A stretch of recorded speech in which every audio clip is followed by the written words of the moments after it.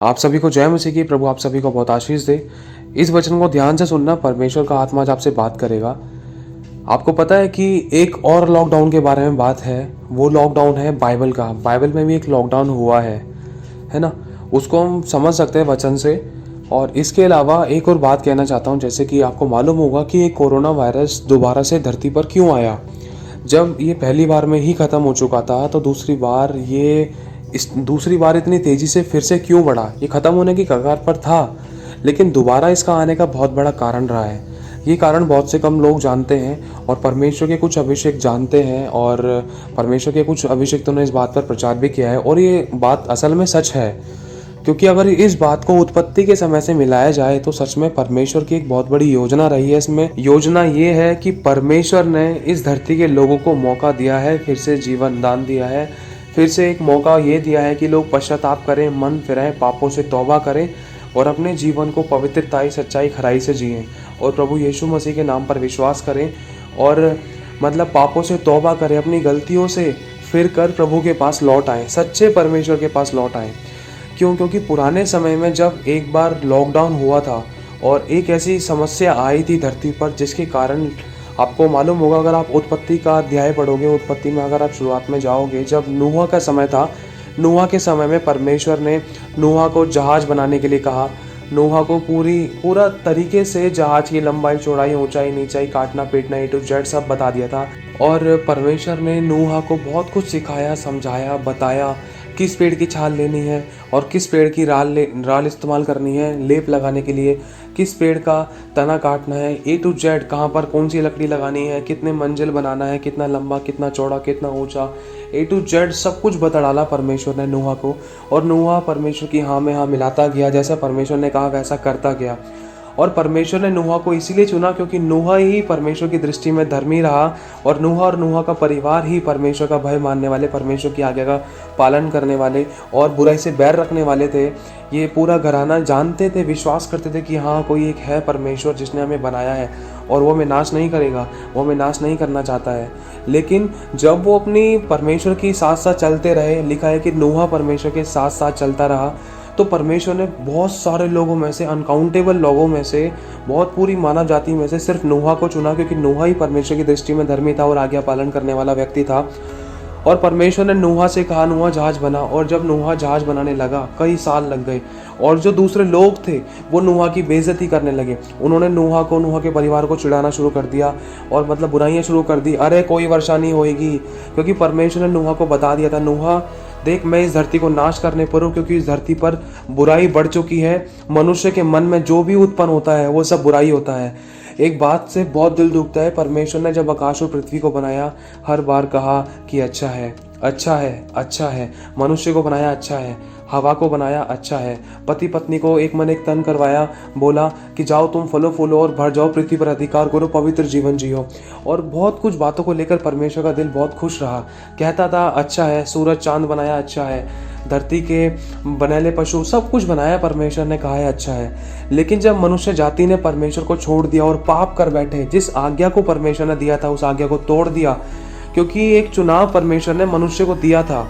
कहते हैं ना कि अगर बाड़ा तोड़ेंगे तो सांप डसेगा। परमेश्वर ने एक बाड़ा दिया था, बेटा तू उस पेड़ का फल मत खाना, लेकिन हवा को भरमा लिया गया शैतान के द्वारा। हवा ने वो आज्ञा को तोड़ दिया, जिसके कारण मृत्यु उन लोगों के जीवन में आई थी। फिर वो लोग मरना शुरू हो गए थे। फिर उन लोगों के जीवन में जब पाप आया तो पाप के कारण एक दूसरे की हत्या करना, मारना, काटना और नष्ट करना, बैर भाव, झगड़ा, ईर्ष्या, क्रोध, लालच, मतलब ये सारी बातें उन लोगों के अंदर उत्पन्न हो चुकी थी, जिसके कारण परमेश्वर मनुष्य को बनाकर पछताया। लिखा है कि परमेश्वर ने शुरुआत में बहुत सारी चीजें बनाई और कहा कि अच्छा है, और विश्राम किया, अच्छा है, फिर विश्राम किया, खुश हुआ बहुत। लेकिन कुछ ऐसे काम मनुष्य ने कर डाले जिसका परमेश्वर ने कभी नहीं सोचा था। परमेश्वर ने ये सोचा था कि मेरे बच्चे हैं, मेरी बात को मानेंगे, मेरी आज्ञा का पालन करेंगे, चलो मैं चुनाव इनके हाथ में देता हूँ, अब ये जैसे चाहे वैसे अपनी ज़िंदगी जी सकते हैं, इनको रूल्स और रेगुलेशंस में बता देता हूँ क्या करना है क्या नहीं करना। परमेश्वर ने बोल दिया था, लेकिन पहली आज्ञा तो अदन की वाटिका में ही तोड़ दी थी आदम और हवा ने, मना करने के बाद भी। लेकिन परमेश्वर ने फिर भी मौका दिया था कि मेरे बच्चों अपनी गलती को मान लो। परमेश्वर को पता था कि आदम और हवा से गलती हुई है, फिर भी परमेश्वर ने डायरेक्ट उनको नहीं निकाला। परमेश्वर ने पूछा कि हवा, आदम तू कहाँ है? और आदम ने कहा पिता मैं देखकर डर गया था, तेरी आवाज़ सुनकर डर गया था, क्योंकि मैं नंगा था। पहले भी तो पता था उनको कि वो नंगे हैं, लेकिन वो आज्ञा तोड़ने के बाद उनको कहाँ से एहसास हो गया इस बात का कि वो नंगे थे, और अब डर गए, लेकिन पहले नहीं डरे। और परमेश्वर ने पूछा उनसे कि अपनी गलती को आदम एक्सेप्ट कर ले, मान ले।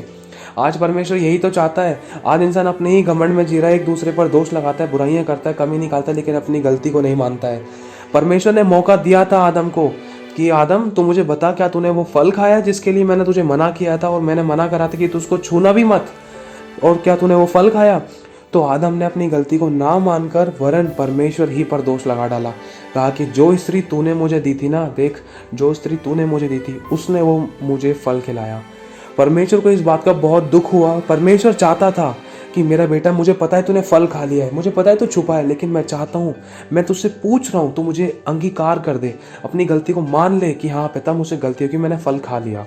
लेकिन आदम ने अपनी गलती को नहीं माना, वरना अपने आप को सही दिखाने के लिए परमेश्वर पे दोष लगाया, फिर हवा पर दोष लगाया, फिर एक के बाद एक ऐसी बातें होती रही। फिर परमेश्वर को इस बात पर बहुत क्रोध आया कि लिखा है ना, जो अपने अपराधों को छिपा के रखता है उसका काम सफल नहीं होता, वरन जो उनको मान लेता और छोड़ भी देता है उस पर दया की जाएगी।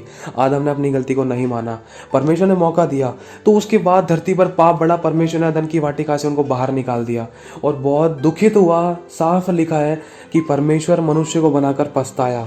क्यों? क्योंकि जो भी मनुष्य के मन में अब उत्पन्न होता है ना, वो हमेशा बुरा ही होता है। खुदावंद ने साफ कह दिया, जो मनुष्य के बीच में मनुष्य में उत्पन्न होता है वो बुरा ही होता है।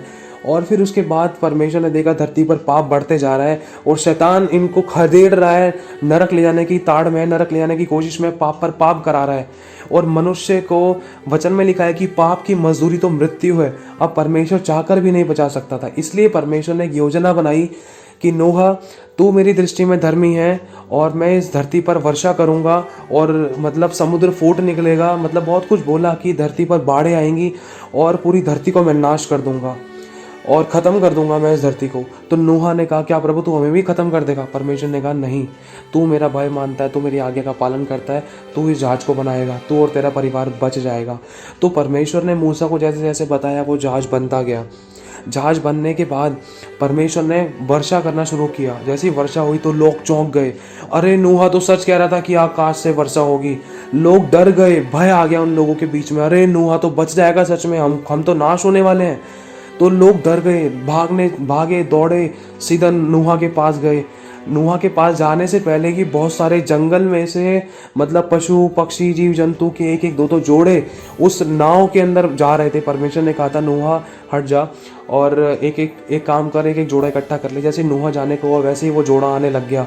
हर प्रकार के पूरे जीव जंतु के, हर एक प्रकार के जीव जंतु, बड़े छोटे, शेर, हाथी, बैल, सब के एक एक जोड़े परमेश्वर ने नाव के अंदर भेज दिए। अपने आप आ गए और अपनी अपनी जगह पर स्थानों पर बैठ गए। और लिखा है कि परमेश्वर ने नूहा को बुलाया, नूहा तू अंदर आ जा। नूहा जहाज के अंदर गया और जैसे ही वो जहाज के अंदर गया, लिखा है कि खुदावंद यहोवा ने उस जहाज का दरवाज़ा बंद कर दिया।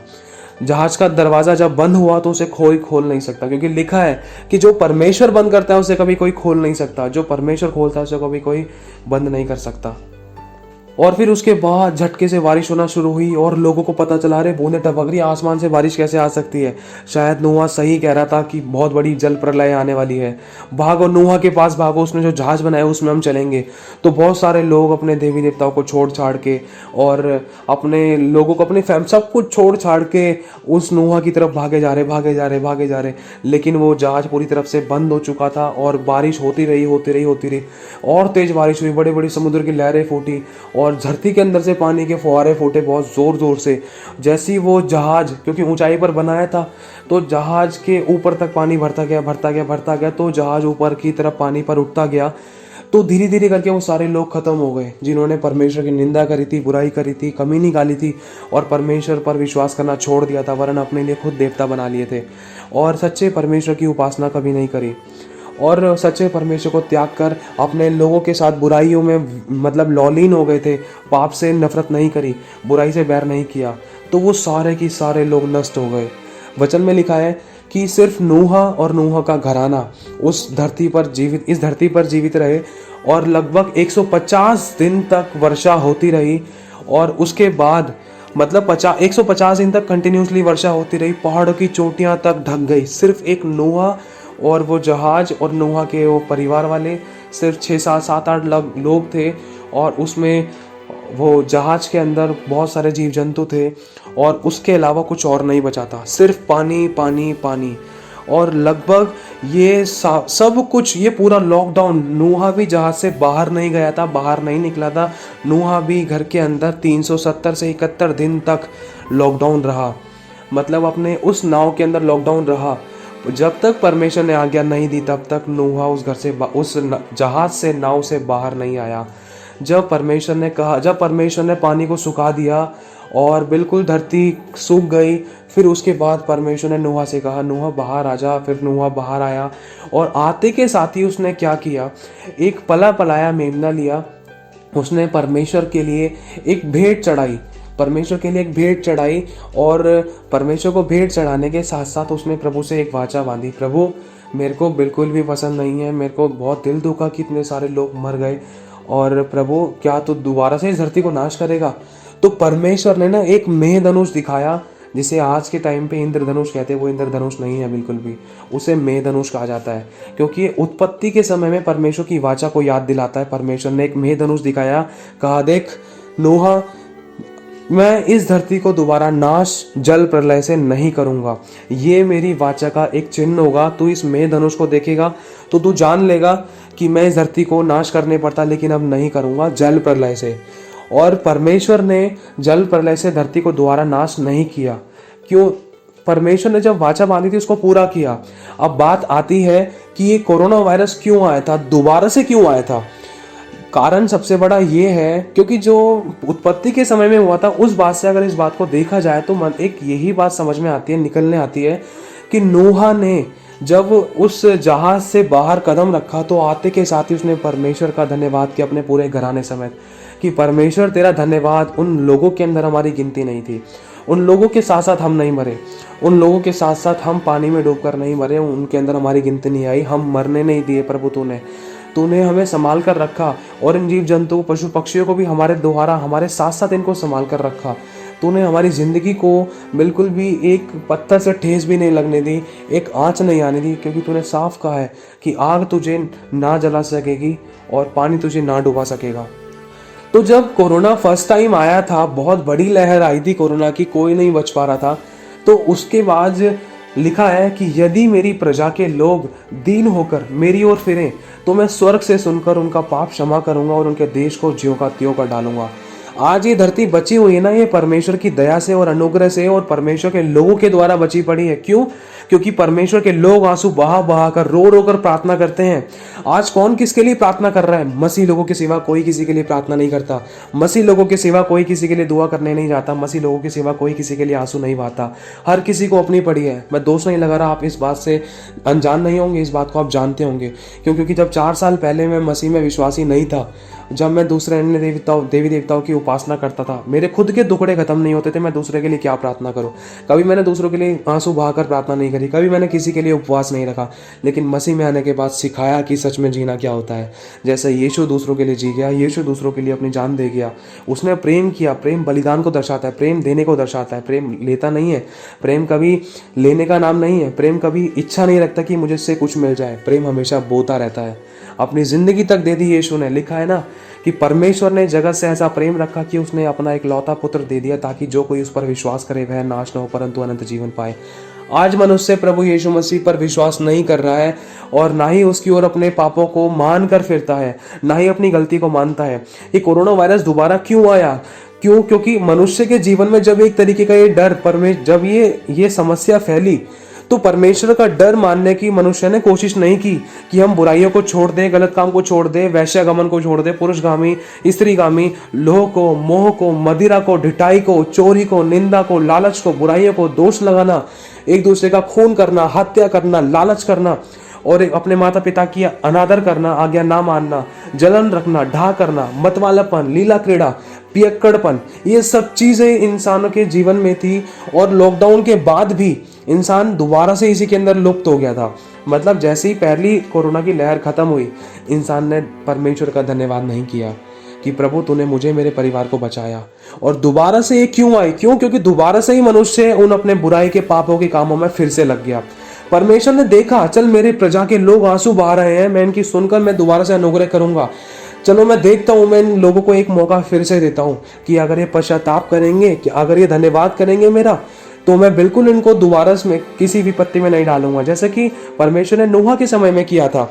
परमेश्वर ने एक वाचा बांध दी थी उस समय कि भाई मैं दोबारा नाश नहीं करूंगा। नूह, तूने मुझे प्रसन्न किया है, तूने मुझे इस बात के लिए भी धन्यवाद किया है कि मैंने तुझे वहां डूबने नहीं दिया, मैंने तुझे उन लोगों के साथ मरने नहीं दिया।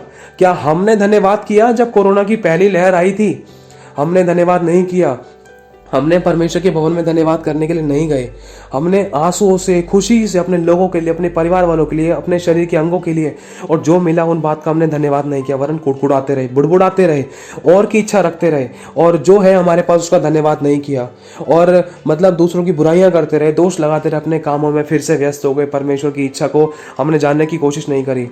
और जब जैसे लॉकडाउन था तो एक मन में भूख और प्यास थी कि कब चर्च जाएंगे, कब चर्च जाएंगे। लेकिन जब चर्च खुल गए तो चर्च में आने की हमारी इच्छा नहीं होती। अपने काम में इतना व्यस्त हो गए, अपने नौकरी धंधे रोजगार में इतना बिजी हो गए कि प्रभु सॉरी टाइम नहीं है, टाइम नहीं। आज इंसान कहता है कि प्रभु के साथ एनकाउंटर क्यों नहीं हो पाता है, प्रभु को मैं देख क्यों नहीं पाता हूँ, सुन क्यों नहीं पाता हूँ, समझ क्यों नहीं पाता हूँ, प्रभु के अनुसार चल क्यों नहीं पाता हूँ। सोच कर देखो, आपका एक 2000 का नोट खो गया है, आप उसको कैसे ढूंढोगे? आप अपना सब कुछ छोड़कर उसको ढूंढने लग जाओगे, जब तक वो नहीं मिलेगा तब तक ढूंढते रहोगे। इस बात का ध्यान रखना। क्या हमने प्रभु को ऐसे ढूंढा है? हम तो सोचते हैं आज नहीं तो कल चले जाएंगे चर्च, अरे कल प्रार्थना कर लेंगे, परसों प्रार्थना कर लेंगे, अगले संडे चले जाएंगे चर्च, प्रभु मैं थोड़ा सा लेट आ जाऊँ। सो मुँह सो बातें। आप जानते हो हमारे पास ना करने के कितने बहाने हैं। और जो प्रभु का सच्चा दास है ना, सच्चा भक्त है, जो सच में प्रभु से प्रेम करता है, तो परमेश्वर का वचन कहता है कि देख तू मेरी दृष्टि में अनमोल और प्रतिष्ठित है। अगर परमेश्वर को कोई सच्चा प्यार करता है तो वो सब कुछ छोड़ने के लिए तैयार है। यहाँ तक कि मतलब पहला स्थान अपनी लाइफ में हर बात में, खाने पीने, उठने बैठने, चलने फिरने में, प्रभु please I love you lord, मेरे साथ चलो, मेरे साथ रहो, मुझे बताओ क्या आपको ये काम अच्छा लग रहा है, क्या मुझे करना चाहिए, नहीं करना चाहिए। हर बात में प्रभु से एडवाइस लेना, प्रभु को बताना, प्रभु के साथ बातचीत करना, प्रभु के साथ उठना, प्रभु के साथ बातचीत कर करके सोना, जागना, और प्रभु की इच्छा पर चलना, उसकी आज्ञाओं का पालन करना, बुराई से बैर करना और पाप के कामों से दूर रहना, गलत संगति से दूर रहना, ये काम हमारे जीवन में मतलब परमेश्वर के गुणों को दिखाते हैं कि सच में हम प्रभु से प्यार करते हैं। अब आप सोच सकते हो ये दोबारा से कोरोना क्यों आया था? परमेश्वर को कुछ नहीं चाहिए किसी से। परमेश्वर चाहता है कि जो खुदावंद ने हमें दिया, सांसें बख्शी हैं, उसका हम धन्यवाद करें, हम दोबारा से पाप में लीन ना हो जाएं। पर जब लॉकडाउन लगा था उस समय अश्लील वीडियोस, अश्लील फोटोज़, फालतू के फेसबुक चैट्स, मैसेजेस और फेसबुक पे, टिकटॉक पे और भी चाइनीज़ एप्लीकेशंस कितना यूज़ हो रहे थे। बहुत ज़्यादा इन चीज़ों को यूज़ कर रहा था, बच्चे तक यूज़ कर रहे थे, बच्चों तक को मौका मिल गया था फ़ोन चलाने का। और माँ बाप भी इन चीज़ों में व्यस्त, मतलब मैं दोष नहीं लगा रहा, बुराई नहीं कर रहा किसी की, लेकिन एक बात बताना चाहता हूँ, जो लोग इनमें व्यस्त थे ना, माँ बाप भी कई बार इन बातों को लेकर बच्चों को नहीं रोक पा रहे थे, नहीं टोक पा रहे थे। कैसे टोकते, कैसे रोकते?